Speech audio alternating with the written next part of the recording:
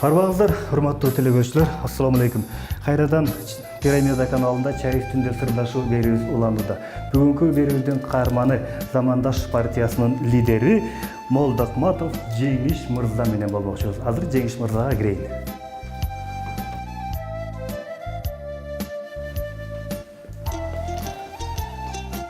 Ассаламу алейкум Жеңиш байке. Иштериңиз жакшы? Sizge geldi gel atayın. Demek atayın sizge gelgenden keyin bu jakta dasturkon üstünde kenen oturup süйлөшөлү siz менен. Men bu jakka ötüp alayın.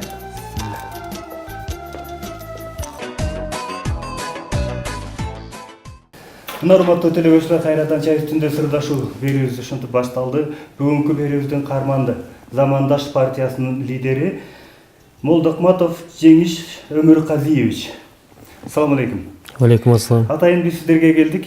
Замандаш партиясы жөнүндө көптөгөн маалыматыбыз бар. Анан кыргыз эли сиздер жөнүндө дагы көптөгөн жакшы сөздөрдү айтат. Биз деген бул атайын берүүбүздө издегенибиз болгону кыргыз элине жакшылык. Эч кандай кишинин аркасында кыянаттык издебейбиз. Болгону адамдын жакшы жолун сиздердин ошо жакшы көпчүлүктөн укканыбыз боюнча Замандаш партиясы көптөгөн элге көптөгөн жакшы көмөктөрдү көргөзүп келет. Tursular, ошондуктан биз сиздерге келдик. Азыр мен биринчи сизге чай куюп берейин байкеси. Рахмат. Келиңиз. Эми мындай кылалы. Кенен байке, шашпаңыз. Сиздин баштаганда эле сөз башынан болсун, бала кезиңизден баштайлы. Кайсыл жердин кулуну болосуз, кайсыл жерде чоңойгонсуз? Биринчиден силердин жалпы жамаатыңарга терең ыраазычылык билдирем, анткени чынында бүгүн коомчулукта терс көрүнүштөр абдан көп. Ошого карабастан мындай жакшы нерселерди айтып, бир коомду кубанта турган нерселер менен бөлүшөлү деп атасыңар. Мен өзүм Нарын областына караштуу Актала районунун Куртка деген айылынан болом. Ата тегим мына ошол жерден. Эми туулуп өскөн жерим баягы өзүмдүн кичи ата мекеним деген ушу Куртка айылы. Анан окуган жерим болсо, мен абдан көп жерде окуп калдым. Эми турмуш ошо болду. 90-жылдары баягы Союз ыдырап, бардык баягы турмуш кубулушу өзгөргөнүнө байланыштуу мен ушу Көлдө, Караколдо окудум, Бишкекте окуп бүтүп калдым 69-мектепте. Айтор жогорку окуу жайды болсо, мен ошо чет жакта көп окуп келдим. Европада, Венгрияда болдум, Испанияда болдум, ошол эле Туркияда болдум. Анан акыры ушу Нарындын өзүнө барып, Нарын шаарында иштеп калдым. Алгач биринчи жумушум ушу мектеп болчу. Матен Сыдыков атынын 7-мектепте англис тилинде мугалим болдум. Анан ошол жерде Асан Атабаев деген менин биринчи жетекчим бар эле. Ошол кишинин кол алдында көп нерсени үйрөндүм. Айтор ошо мектептин директорунун орун басары элем. Ошо жанагы эл аралык долбоорлор боюнча. Кийин ушу университетке кирдим, Нарын мамлекеттик университетинде иштедим. Азыркы президенттин алдындагы академиянын ректору болгон Акматалиев Алмаз Акматалиевичтин кол алдында иштедим. Ал кишиден көп нерсени үйрөндүм. Мисалы кагаз жазуу, кагазды кантип баягы иш кагаздары менен иштөө ыкмаларын үйрөндүм. Айтор кийин Борбор Азия университетинде иштедим. Анан ушинтип жүрүп Бишкекке кайтып келдик. 2010-жылдан баштап коомдук иштерге аралашып калдым. Анан бара келип эле өзү тартат экен. Саясий ишке аралашып кеттик. Эми буга өзүнчө бир чоң себеп бар. Айтып отурса абдан убакыт кенен керек.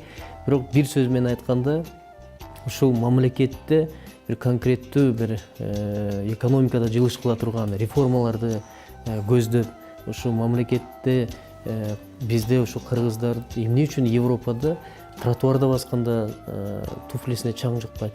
Эмне үчүн бизде андай кыла албайбыз? Эмне үчүн биздин экономиканы күркүлдөтүп өстүрүп, биздин балдар татыктуу билим ала албайт? Эмне үчүн биздин каарылар Жапонияда сыяктуу эле пенсияга чыкканда дүйнөнүн 4 бурчун кыдырып эс ала албайт деген нерсенин негизинде анан ушу бир мамлекетке бир кызмат кыла алчу. Жөн эле курулай сөз эмес, конкреттүү программалар менен идеяларды ишке ашырып, ушу элдин мүдөөсүн аткаруу менен мамлекетти дүйнөлүк мамлекеттердин катарына эмне үчүн кошо албайбыз деген максатты көздөп, анан ушу саясий иштерге аралашып калдык да.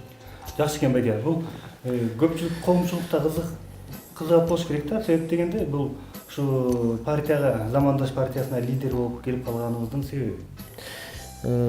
Буга эми көбүнө түшүнүктүү эле нерсе. 2010-жылы мен коомдук иштерге аралашып баштаганда, 2011-жылы биз ушу жаштардын уюмун түзүп ишти баштадык. Анан биринчи жаштардын курултайын чогултканда бүт болгон саясатчыларды чакырдык. Ошол жерден раматылык кыргыздын сүймөнчүктүү уулу Эмирахунов Муктарбек Сүйүнөлүевич агам өзү жалгыз келип ошол жерде эсимде мындай бир төш белги жасап, Кыргызстан жаштар кеңеши деп колу менен тагып, анан кучагына бекем кысып турган айтты эле да, ошо иним сенден бир чоң жакшы саясат чыгат, болгону иштешиңе аракет кылышың керек деди. Ошо менен анан каза болуп калбадыбы.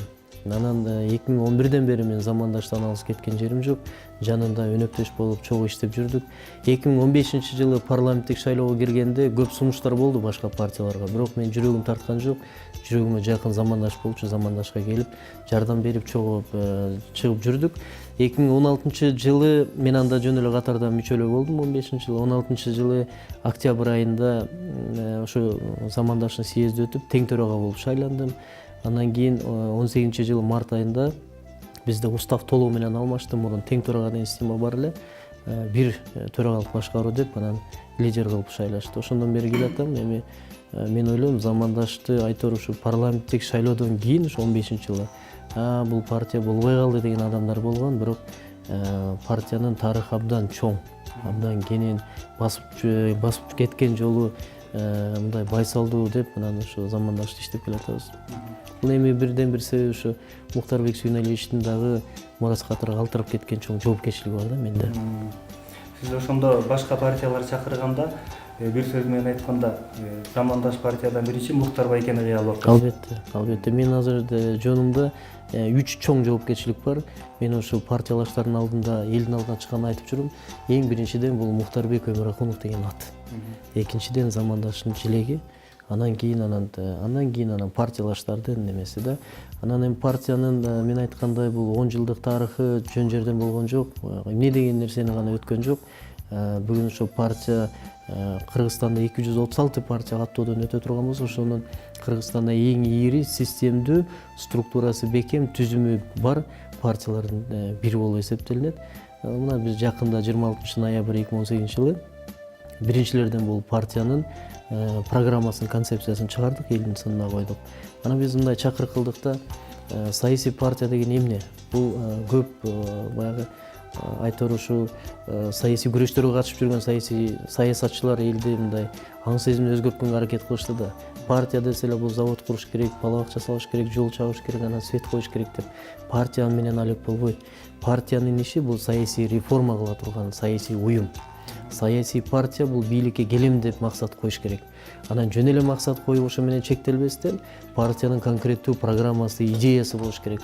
Мамлекетти кандай жолдо алып барам, экономиканы канча убакытта көтөрөм, анан кандай нукта биз өнүгөбүз. Мына 5 жылдык, 10 жылдык, 30 жыл, 40 жылга чейин мындай идеалдуу, концептуалдуу, фундаменталдуу программасы болуш керек. Ансыз партия деп эсепке алынбайт. Бизде болсо тилекке каршы шайлоого 2-3 ай калганда партиялар түзүлө калып, анан акционердик коом болуп атпайбы? Мына ошондон баш тарталы деп биз 7 багыттан турган азыркы дүйнөдө жүрүп аткан дүйнөлүк 4-чү өнөр жай революциясын эске алуу менен жаңы инновациялык программаны чыгардык. Анын ичинде мисалы инновациялык мамлекет, түрмөсү жок өлкө, жашыл экономика дегендерди чыгардык да. Мунун баардыгын аткарса болот. Анан бөлдүк 3 жылда, 1,5 жылда, 5 жылда, 10 жылда, 15 жылда муналарды аткарылат деп. Анан чакырык кылдык. Ошо презентация кылганда саясий партиялардын өкүлдөрү келди. Анан коомчулукка айттык, биз элге чыгабыз. Эми маселен шайлоого дагы 2 жыл бар. Болгон парламентке барам деген саясий партиялар программалар чыгаралы. Келге чыгаралы дагы элдин сынына коелу, эл тандасын. Кимдин идеясы жакшы, кимдин программасы күчтүү, ошого жараша анан мында программалык, идеялык күрөш болсун. Болбосо капчыктын күрөшү болуп кетип атпайбы? Ошондон баш тартпайлыбы? Келге элди курал кылбастан, элди алдабастан, аткарылбаган убадаларды бербестен конкреттүү шарттарды көргөзөлү. Мына мен 1 жылда мына аракетти кылам, мен 5 жылда мына аракетти кылам деп. Ушундай чыгардык, элдин сынына койдук. Мени кубандырганы партиянын программасы, айтор ушу башка партиялар чыгарганда аябай сын пикир айтылчу да. Бир дагы сын айтылган жок да. Бул мен ойлоп атам, бул биринчи кадам болду. Эми мына региондорго чыгабыз, үндөй баштайбыз. Жакшы, Жеңиш мырза, эми келиңиз саясаттан тышкары. Мухтар ага жөнүндө да сөз козголуп кетти бул жакта. Мухтар ага жөнүндө билебиз, баягы ысымы ат башыга ошол жакта бир чоң көчөдө бар эле, бул Бишкек шаарында дагы бар. Атай Мухтар Өмүрөков Аккүрүн көчө депчи.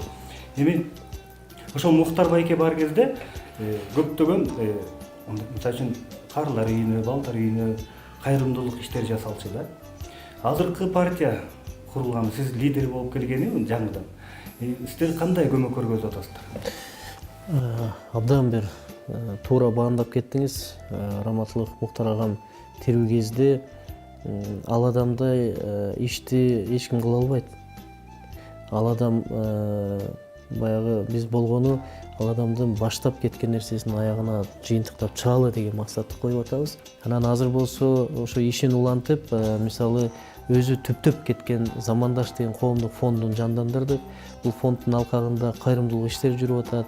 Өзүңүз атагандай карылар үйүнө да биз байма бай каттап турабыз, колдон келишинче жардам беребиз. Анан жеке карылар үй эмес, бүгүн Кыргызстанда билесизби, 174 миң бул жетим балдар бар. Жетим балдар бар. Ушунун бир 60-70% бул ошо сыртка чыккан биздин мекендештердин же болбосо мигранттардын балдары. Ата энелери тирүү туруп жетим балдар да. Андан тышкары 600 миң бүгүн пенсионер бар. 120 миң майып бар. Мына жардамга муктаж адамдардын саны абдан көп да. Мына ошолорго колдон келишинче жардам бергенге аракет кылып атабыз. Эми бир партия, бир адам, бир топ эч нерсе кыла албайт экен. Бул 174 миң бала деп атасызбы? Баягы ата энеси албетте баягы чет мамлекетке кетип аткандар балдар үйүнө калтырып кетип атат дейт. Ал жөнүндө да кабарыбыз бар. Бирок ошолорду ким эсептеп чыгып берип, анан сиздерден кандай жардам болуп атат? Эми бул боюнча мындай бир олуттуу немесин козгоп атасыз да. Жанагы 174 миң жетим балдардын ичинен 60-70 мигранттардын балдары болсо, биз айтып атабыз да, мыйзамга алыш керек азыр. Опекунство боюнча. Бул асырап алуу боюнча да. Бул эгерде эки ата энеси тең балдарды таштап сыртка чыгып кете турган болсо, жок дегенде ошо жакындарына, туугандарына таштап атпайбы? Ошого опекунствону бериш керек. Анан мыйзам алдында ошо ким балдарды алып кала турган болсо жооптуу болот. Азыр андай жоопкерчилик жок да. Ошол бул бир маселе. Экинчи, жалпы статком чыгарган данылар бар, миграциялык кызматтын чыгарып берген бизде баягы эсептери бар. Анан кайрылгандар көп. 2003-төн бери миграция жаатында иштеп келатат Замандаш. Ошон үчүн билген адамдар, кайрылгандар көп. Кайрылгандарга колдон келишинче жардам берип атабыз. Азыр чет мамлекет менен кандай байланыштасыздар? Ошол жакта иштеген, мисалы үчүн кыргыздар, мигрант. Биз жакында эле 16 февралда Москвада чоң эл аралык форумду өтүп келдик. Ушу уюштурдук Замандаш коомдук фондунун атынан. Ал жерде ошо орус-кыргыз өнөктөштүгүн илгерилетүү максатында ошо достук жана кызматташтык деген форум болду. Ага ушу орус өнөктөштөр да келди. Мисалы жанагындай Опора России деген кичи орто бизнести өнүктүрүү, мигранттардын федерациясы жана башкалар. Анан биздин мекендештер. Бул эмнени билдирет? Бул ошо биздин Орусияда ишибиз активдүү жүрүп аткандыгыбыздын белгиси. Мына Туркияда өкүлдөрүбүз бар, Италияда, Америкада, кыскасы колубуз жеткен, алыбыз бар жерде бардыгы иштеп атат. Анан көбүнчө мындайда бул миграция жаатында официалдуу расмий булактарда ушу миграциялык кызматтын билдирүүсүндө 800 миңден ашык адам сыртта жүрсө, бейрасмий 1 миллиондон ашык. Ошонун 90% Орусияда. Кийинки мамлекет Казакстан, анан Туркия, анан Түштүк Корея жана башка деп кетет. Демек биз кайсы мамлекетте кыргыздын жарандары көп болсо, мына ошол жерге барып иштегенге аракет кылып атабыз. Мына апрель айында Туркияга сапар алабыз. Ал жерде билесиздер, кыргыздар көп. Анан мисалы Анталия шаарында кыргыздардын санынын 80% ушу биздин жарандардын мекендештеринин 80% аялдар. Аял кишилер. Аял кишилердин маселелери абдан орчунду көп экен. Мына ошондой жерлерге барып, кайсы жерде эл көп болсо, демек ал жерде маселе көп. Маселе болгон жерде чечүү аракетин азыр көрүп атабыз. Аял заты деп болдуңузбу? Аялдар деп. Азыр Кыргызстанда делечи, жумуш орду эркектерге караганда аялдарга көбүрөөк табылат дейт да. Тигүү жайларында Бул эми сиз тигүү жагын алып атасыз да. Жеңил өнөр жайынан алганда, ооба жанагы швеялар көп. Бул эми бир эле тармакты көрүп атабыз да, курчулук жагынан аялдарды көбүрөөк чакырып талап. Ошого баа берип атабыз да. Бирок мен кошулбайт элем да. Анткени Кыргызстандын бүгүн 6 миллион калк болсо, 6 миллион 262 миң деп жүрөт. Ошонун 49% эркектер болсо, бир 51% аял киши. Анан жумуш бардыгына бирдей табылат. Эми тигүү жагында аял заты туура мен кошулам. Көп болсо эркектер аткара турганда иш көп да. Мал чарбачылыгы бар, көптөгөн азыр ишканалар бар, курулуш жаатында бар. Эркектерге деле жумуш көп. Бир жаман коомдо дагы бир жаман адат пайда болду. Мисалы жалпоочулук, баягы жеңил азыркы өзгөчө азыр өсүп келаткан жаштар, мен эми жамандык айткым келбейт, бирок бул реалдуу көрүнүш да. Аны ата эненин баардыгы билет, мына балдары барлар. Жаштардын көбү мындай жеңил жумушка барып, же жеңил бир даяр оокатка баргысы келет. Ким эле баргысы келбейт. Мурун билесиңер да, биздин ата энелер биз баштап атканда кандай гана оор турмушту баштан өткөрүшкөн жок. Азыр андай жок да. Эми ар бир заман өзүнүн кызыгы менен кызык дегендей тилекке каршы ушундай жагдай бар. Ошон үчүн аялдарыбыз көп иштеп атат да. Ошондо эркектер деле иштесе жумуш бар экен да. Анткени көптөгөн фирмалар менен биз ушундай эфирге келип чогуу кызматташып келатабыз да. Ошондо жумушка чакырса келбейт, бирок чет мамлекетке баргысы келип атат дейт. Эркектин баардыгы тең. Анткени чет мамлекетте туура айтат. Мисалы Союз ыдырагандан кийин 90-жылдан 2010-жылга чейин алганда биринчи агым болгон миграциялык агым, эмгек мигранттары. Андан кийин 2000-жылдан 2010-жылга чейин болду экинчи агым. Анан үчүнчү агым азыр жаштардын көбү кетип атпайбы? Жаштардын көбү кетип атат. Эмнеге десеңиз, дагы мындай бир кызык дагы бир жери бар. Бул жанындагы кошунасы, досу, классташы кетет, анан чакырат. Анан албетте үйүндө отурган адам же болбосо бир 5 000 10 000 сом айлык алган адам тияктан барып 40 000 алган жакшы деп анан кеткендер көп болуп атат да. Бул бир эле себеп. Көбүнчө турмушту кургам деп кеткендер да. Анан жумуш баарына табылат. Бүгүнкү заманда баардыгына табылат. Айтор ушу таласка бир кудага барып калдык. Анан кудабыз тамашалап атпайбы? Эң жакшы ушу таластын жакшы өзгөчөлүгү дейт, казактар менен чектеш да. Огоротуңда бүлдүркөн айдасаң дагы курсагың тоет дейт. Анткени аны алып алып казактын границасына өтүп барып анан сатсаң кымбатыраак дейт да. Башка айтканда адам иштейт, иштесе эле турмуш болот. Кыргыздын эркектери намыскөй дегенге кошуласызбы? Кошулам, намыскөй. Намыскөй үчүн ушу кыргыз деген кыргыз аты менен сакталып келат да. Анан деги эле жалгыз эле эркектер эмес, деги эле кыргыз эли намыскөй. Мындан канча убакыт мурун ушундай эфирибизге келгенде бир ага айтты да. Токтогулдун бир айылында дейт да. Ушундай бир той болуп атат дейт. Анан ошол айылда бир 120дан ашык түтүн бар экен да. Ошол 120дан ашык түтүндө баягы элдин баарын чакырат да. Баштаганда эле бир аксакал атын минип алып баратат дейт. Анда жолдон бирөө токтотуп калып сурап турду. Каяка барасың? Тойду көздөй баратам. Десе, бул эмне машинамдын бензини жок калдыбы? Эмне ат минип алгансың деп айтат дейт да. Анан баягы намыстан ойлонуп туруп кайра бурулуп алып кетип дейт. Кайра барып машинасын от алдырып алып, анан тойду көздөй кайра чыгып баратат дейт да. Бул мисалы үчүн намыстангандыкпы? Жок, бул курнамыстык. Бул курнамыстык. Намыс менен курнамысты көп нерсе биз алмаштырып алабыз да. Курнамыс туура эле баамдалган. Эми ал мурунку санат болуп атпайбы? Азыркы замандан алсаң, мисалы азыр машинаңды үйгө коюп туруп маршруткага отурсаң, мынтип карайт да. Эми баягы коомдук иште жүргөндөчү айтат, эмне ишиң жүрүшпөйт абы дейт. Бир бала жазып атат ушундай депчи. Анан эгерде футболка кийип алып жүрсөң, бир нерсе болдубу дейт. Костюм кийип алсаң, чиренип калдыңбы дейт. Машина айдасаң, кычырап калыптырсың дейт. Сын пикир көп. Коомдо сын пикир көп. Бүгүн негизи эле дүйнөдө ушундай татаал сындуу коомдо жашап атабыз да. Анан намыс деген эмне? Намыс деген бул мекени үчүн күйүү, мамлекет үчүн күйүү, эл үчүн күйүү, ошо өзүңдүн үй бүлөң үчүн күйүү. Ажырашкандар көп да бүгүн. Карап көрсөңүз, ажырашкандар абдан көп. Анан сиз айткандай мен буягынан толук кошулам, эми эркек болгонуна карабай, үй бүлөсүн таштап кеткен канча эр азамат жигиттерибиз болуп атат. Бул намыс. Намыс деген бул башкача нерсе, бул жүрөктөн чыккан, көкүрөктөн чыккан нерсе да. Кур намыс деген эмне? Сиз айткандай ат менен баратып, уялып машина минген. Бул мындан өтүшүбүз керек биз. Мисалы Европага барсаңыз, килейген парламенттин депутаттары жөнөкөй эле велосипед тээп жүрөт. Намыстанып кеткен жери жок. же болбосо жалпы жанагы коомдук унааларда жүрөт. Эч кандай намус же бир нерсе болуп кеткен жок да. Биз да ушундан арылышыбыз керек да. Анан биздин чиновниктер деле ошого көндүрүп койгон, сиз мындай олуттуу нерсени көтөрүп кеттиңиз да азыр. Мына 2 созулуп парламенттин депутаттары келди, 2 жолку шайлоодо эми буга чейинкилерди эсепке албаганда мындай дегенде элге аң сезимге киргизип коюшканда, колуңда жокпу, өзүңдүн курсагыңды бага албасаң, сен элди кантип жыргатасың дегенде киргизип коюшкан, көрдүңүзбү? А легендарлуу парламентти эстеп көрүңүзчү. Легендарлуу парламентте бүт элдин катмарынан келген мына каймактар отурганда, алардын колунда барбы, жокпу, эч кимдин иши жок болчу. Алардын сөзү тууру жана позициясы деп коет. Анан ою менен максаты түз болгон да.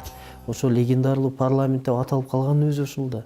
Алар байлыкка чиренген эмес, алар өзүнүн ички руханий байлыгы менен мамлекеттин эмне деген эбегейсиз чоң нерсесин алып берди. Эгемендүүлүктү алып бекитип беришти, мамлекеттик эң ыйык символикаларды бекитип беришти. Азыркы депутаттар десең эле, азыркы чиновник десең эле, биздин жаш өспүрүмдөр элестетип атпайбы? Жип минген, чоң хан сарайда жашаган, курсагы чыккан, ак көйнөк кийген, галстук таккан адамды элестетишет да. Биз ошондон арбышыбыз керек. Азыр депутат деген адам, же болбосо министр болом дегендер эң жөнөкөй, эл менен чогуу жүргөн, чогуу баскан, айланайын охраннигин таштап койчу. Кыргызстанда бирибизди тааныйбыз го, 6 миллион. Мындай Кытайда 2 миллиард жүрүп охранниги жок эле жүрөт го. Анан бирөө же атып кетпесе, же чаап кетпесе, эл менен эл болуш керек да. Ошондо анан эл өзү көтөрүп кетет. Жөнөкөйлүк жеңет. Жөнөкөйлүк. Эми баягы ырчылардын арасындачы? Ырчылардын арасында өзлөрүнүн илгерки же болбосо чет мамлекетте же болбосо мурунку ырчылардан да күмөр туткан бар да. Ошондой эле бийчилердин арасында дагы бар. А бул саясатта мисалы үчүн азыр сиз жанагы көптүк легендарлуу парламентте мурунку агаларды айтып кеттиңиз, ошолордун арасында кимдей болгуңуз келет? Эми күмөр тутуу деген баягы кандай десем, адам бир нерсени көрүп, анан сиз айткан салыштырмаларына ошо умтулушу керек да. Мен теңелгим келет да, Жусуп Абдрахманов, анткени бул аталарыбыз Исхак Разаков, Турдакул Мусубалиевич, бул аталарыбыз карап көрсөңүз 30 жашында мамлекеттүүлүктү түшүнгөн, мамлекеттүүлүктү түптөгөн, эл үчүн кызмат кылган, чыныгы мындай сиз жана жогоруда айткандай намыскөй биздин инсандар болгондо улуу ошолордой болгум келет, чынында теңелгим келет. Азыркы биздин саясий ишмерлерден көп эле адамдар, жакшы тың көп, мындай көп жылдан бери жүргөндөр бар. Мисалы Раматылык Дооронбек Садырбаев. Не деген чоң, көл адам эле. Анын бир түпкө барып, жумуртка менен чапкалап, каркараны сактап калам деп барганда эсиңизде да. Ошондо парламентке таягын таянып алып, анан абдан бир өкүнүч менен айткан акыркы сөздөрү менен эсимде да. Ушундай адамдарга теңелишибиз керек да. Бул туура суроо. Анткени биз азыр жаштар менен көп кезиккенде ушундай бир багытташыбыз керек да. Мына мындай болгон бизде инсандар чыккан. Мисалы окуу куралдарын карап көрсөңүз, мектепте азыр окулуп аткан балдардыкын көбүнесе илгерки Союз учурунан калган, Орусиядан келип аткан, ошол жактан басым болгон китептер, куралдар менен, усулдар менен окутабыз балдарды. Эмне үчүн биз ошондо биздин өзүбүздүн улуу инсандарды жазып, аларды даңазалап көтөрбөйбүз? Мына ушундай нерселер болуш керек. Жакшы, сиздин да мындай алдыга койгон чоң максатыңыз бар экен да, чындыгында баардыгы тең ишке аштын. Эми азыр жаштар тууралуу да кеп кылып калдык. Сиз мурдагы 90-жылдагы жаштар менен азыркы жаштардын айырмасын кантип айырмалап, кандай деп айта аласыз? Айырмасы чоң эле. Айырмасы чоң эле. Мисалы, эми сиз экөөбүз менен бизден жашыраак балдарды салыштырып көрсөңүз, бизге караганда алардын аң сезими эрте жетилген, билимге умтулган, азыркы мындай технологияны түшүнө билген жаштар деп тааныйм да. Бул бир жагы. Бул жакшы жагы. Дагы бир кемчилиги бар, кичине жалкоору. Оор жашоодон, турмуштан, жумуштан качкандар бар. Эми салыштырсак абдан эле көп. Эми баягы мен жана айтпадымбы? Ар бир доордун, замандын өзүнүн балдары бар да. Ошо доорго жараша төрөлгөн балдар болот да. Бирок мен ишенем, азыркы жаңы чыгып аткан жаштардын келечеги абдан кенен. Анткени бүгүн дүйнө кичинекей да. Эгер мурун мисалы сиз экөөбүз жаш кезде Америка деген кайда эле, Европа деген кол жетпеген жерлер эле да. Азыр жакын, кичинекей. Мамлекеттердин чек арасы жок, байланыш абдан ыкчам, телефон, WhatsApp, Facebook деген бар. Сен Америкада туруп алып күнү менен сүйлөшө берсең болот. А мурун телеграфка чургач эмес белек заказ берип. Анысы кандай азыркы жаштардын өнүгүп аткандагысы жакшы. Болгону ошолор туура жолго салыш керек. Дагы бир агалар айтты да, азыркы жаштар мындай өзгөчө, ойчул, тың деп айтат. А кээ бири жалкоо деп айтышат. Бирок азыркы жаштардын жакшы жагы дейт, мындай ачуу сөз менен айта кеткенде, көп ичпейт, арак ичпейт дейт. Көп тамеки тартпайт дейт. Андан көрө мындай өздөрүн жакшы алып жүргөнгө аракет кылып атат дейт. Эми мен кичине кошулбайт элем да, ичүү боюнчачы. Мисалы, ичүү деген бизге качан келген? Бул аракештик деген. Бул 90-жылдары Союз ыдырагандан кийин атайы мындай бул эми жалпы дүйнөлүк чоң институт, иликтөө институттары иликтеп, далилдеп чыккан нерсе да. Атайы Кыргызстанга, кыргыз элин аракештикке алып келүү боюнча кирген чоң долбоорлор болгон да. Арактар жөн эле өзү келе калып, анан кыргыздар өзү алып иче калып калган жери жок да. Анан ушундай нерселерде чоң айрым мамлекеттердин келишүүсү болгон. Ошонун кесепетин биз акыркы бир 10 жылда көрүп калдык да. Ал эми азыркы жаштар негизи эле кыргыз ичкен эмес да. Бизде болгон шарап бул кымыз менен эле бозо болгон, жарма ичкенбиз, туурабы? Анан 90-жылдары турмуштун оор болгон, жанагындай долбоорлор кирген, жумушсуздук болду, аргасыздан болду. Азыркы жаштардын жашоосу жеңилирээк, менин оюмча, жеңилирээк. Эми алар өзүлөрү үчүн албетте кичине оор болушу мүмкүн. Бирок мен кошулам бир сөзүнө. Мындай көз караштары, ойчулдугу, анан бир ыкчам иштөөсү башкача. Турмуш ошондой. Азыр мисалы дүйнөдө мына 5 жыл мурун жанагындай iPhone чыгат деп эч ким ойлогон эмес да. Баарыбыз Nokia'ны көтөрүп жүрбөдүк белек. 5 жыл, 1 жылдын ичинде телефон жалпы дүйнөлүк элдин ичине тарап кетти да. Мына ушундай эле тенденциянын ичинде жүргөн жаштар, мен ойлойм, бул тез өсө турган. Эми ошондо азыркы жашоо мурдага салыштырмалуу бир кыйла эле жакшы да, элдин өзүнүн аракети менен, салыштырмалуу, ооба. Эми антип айтсак да мен жаңылып калам да. Жакшы десем калп айткан болом, жаман десем жалган айткан болом. Эмнеге? Анткени Союз учурунда жашаган биздин ата-энелерибиз үчүн Союз дагы доор жакшы болгон. Азыркы жаштар үчүн Союзду айтсаң аларга жомок сыяктуу көрүнөт да, койчу депчи. Анан ар бир поколениянын өзүнө ылайыктуу жашоо бирөөнө жагат, бирөөнө жакпайт. Жалпысынан айтканда, азыр мындай атаандаштык жашоодобуз. Атаандаштык көп. Эми Союзда мисалы биздин ата-энелер жашап калды. Ал учурда баардыгы мындай беймарал. Окунуп бүттүңбү, заводко кирип иштейсиң. Заводду бүттүңбү, пенсияга чыгасың. Азыр андай жок да. Азыр окушуң керек, окуңду бүтпөсөң жумушка кирбейсиң. Жумушта кирбесең ачка каласың. Элдин баардыгы дүйнөдө азыр турмуш иштеп жүргөн кез. Мисалы, бүгүн дүйнө жүзү боюнча 240 миллиондон ашык мигранттар бар.